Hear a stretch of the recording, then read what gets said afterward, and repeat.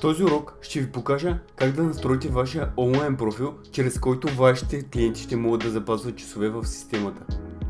Отново ще напомня, че е необходимо поне 1-2 седмици да използвате системата, за да може да свикнете с нея. И така, нека седнем удобно на нашия компютър и да започваме с онлайн профила. Влезте в профила си в Fresh, след това отидете в лявото меню и натиснете онлайн профил. На този прозорец ще видите интродукция за вашия онлайн профил. Натиснете бутона "Започнете сега". Тук има някакво представяне какво представлява Fresh Marketplace, инструменти за уебсайтове и социални медии, отзиви на доверени клиенти и така нататък.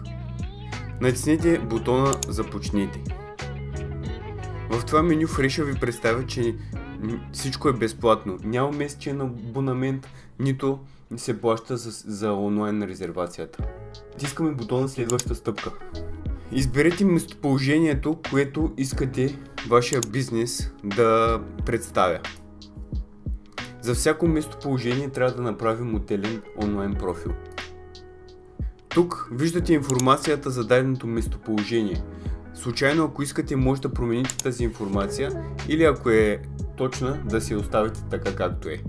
Ако желаете, може да добавите някакво описание. Препоръчвам да се добави описание, тъй като потребителите, когато влязат на вашия бизнес, ще виждат това описание и може да ги предразположи да запазят по-лесно.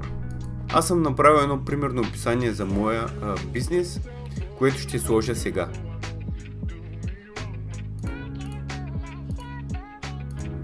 След като сме готови, натискаме бутона "Следваща стъпка". Тук трябва да окажем местоположението на нашия онлайн бизнес. Ако сме въвели предварително местоположението, си го оставяме както е, ако не, може да направим някакви промени. И натискаме бутона "Следваща стъпка". В тази стъпка трябва да окажем работното време. Имайте предвид, че това работно време ще се вижда от вашите потребители и съответно ще бъде отворено във вашия график. Това означава, че всеки, който иска да запази час, ще има възможност да го направи в указаното работно време. Ще премахнем неделя, тъй като неделя е почивен ден. И натискаме бутона "Следваща стъпка". Тук ни дава възможност да добавим снимки на нашия профил. Аз съм подготвил няколко снимки, които изтеглих от интернет, само за да ви покажа как се случва, но е добре да имате подходящи снимки.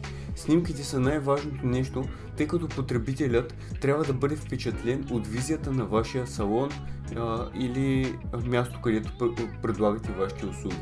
За да видите най-добрите практики, които се използват за създаването на такъв тип снимки, от Fresh са подготвили страница, която може да отворите, когато натиснете See Photo Guidelines.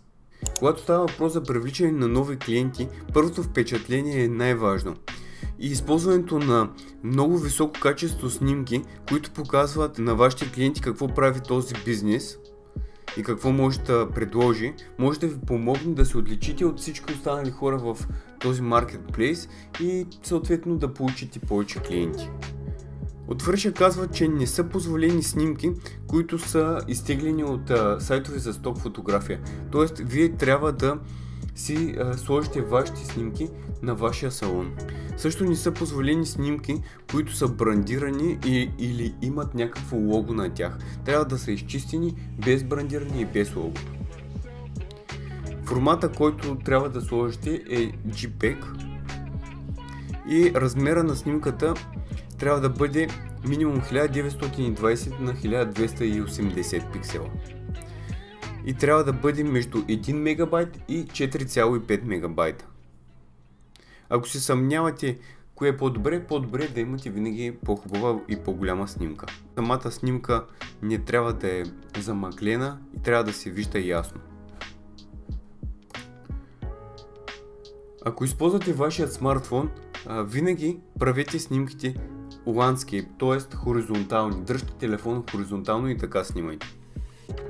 Fresh позволява да сложите минимум 2 снимки или максимум 4 снимки на всяка една от вашите локации. Аз ви препоръчвам да се възползвате максимално от това, което позволявате и да сложите 4 снимки на всяка локация.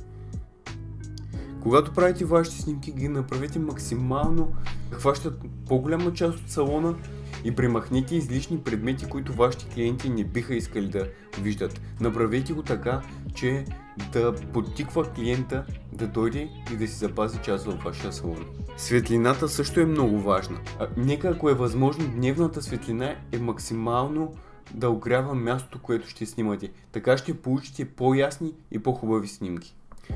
Ако предлагате няколко услуги, направете така, че във вашите снимки да се виждат тези услуги. В най-добрия случай е възможно вашите снимки да показват как вие вече извършвате услугата върху някой клиент. Така ще предразположите още повече вашите клиенти да си запазят час. Клиентите обичат да посещават салон, който има някакви характеристики. Ако вашия салон има някакви характеристики, които са отличителни белези, добре е да ги покажете още в началната снимка. Така ще успеете да предразположите клиента и ще го подтикнете да си запази час. Това са най-добрите практики, които може да следвате за вашите снимки. Не е необходимо да наемате фотограф, ако нямате тази възможност. Вие сами можете да си ги направите, след като следвате тези добри практики. Сега, нека да добавим нашите снимки, които в случая съм изтегли от интернет, но това е само с цел, за да ви покажа как ще изглежда онлайн профилът.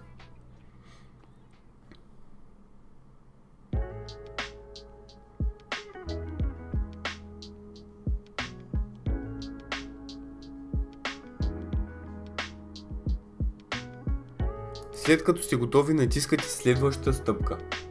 Имате възможност да натиснете визуализация на профила, за да прегледате как ще изглежда.